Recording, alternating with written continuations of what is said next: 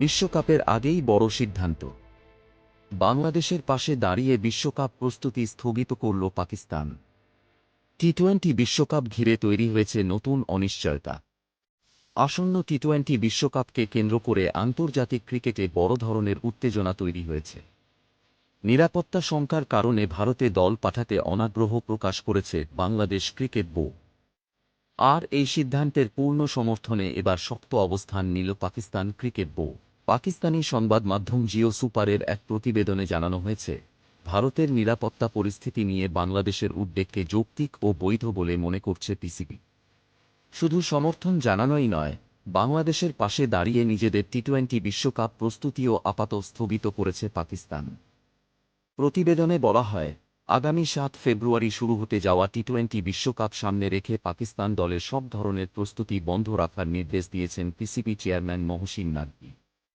বাংলাদেশ ইস্যুতে আন্তর্জাতিক cricket council যদি কোনো সম্মানজনক সমাধান দিতে ব্যর্থ হয়, তাহলে পাকিস্তানও বিশ্বকাপে অংশগ্রহণ নিয়ে পুনর্বিবেচনা করতে পারে। এমনকি শেষ পর্যন্ত বিশ্বকাপে না খেলার সম্ভাবনাও মাথায় রেখে পাকিস্তান দলের ম্যানেজমেন্টকে বিকল্প পরিকল্পনা তৈরির নির্দেশ দেওয়া হয়েছে বলে জানিয়েছে পিসিবির একটি সূত্র।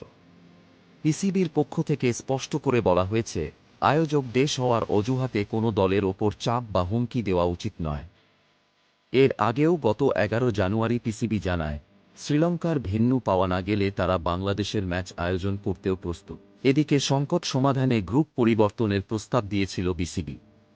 তবে ভারতীয় ক্রিকেট ভিত্তিক পোর্টাল ক্রিকবাজ জানিয়েছে, ক্রিকেট আয়ারল্যান্ড তাদের নির্ধারিত গ্রুপ পরিবর্তনে রাজি হয়নি।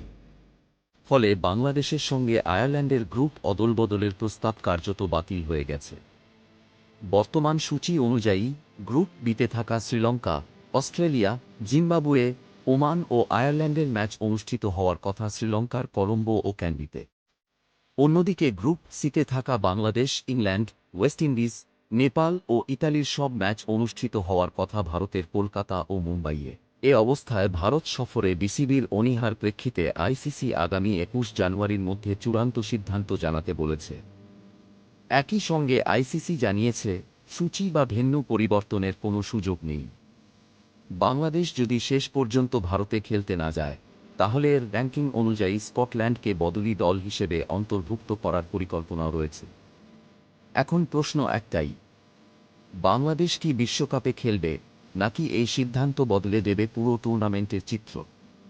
সবকিছু জানতে আমাদের সাথে থাকুন আর চ্যানেলটি সাবস্ক্রাইব করতে ভুলবেন না।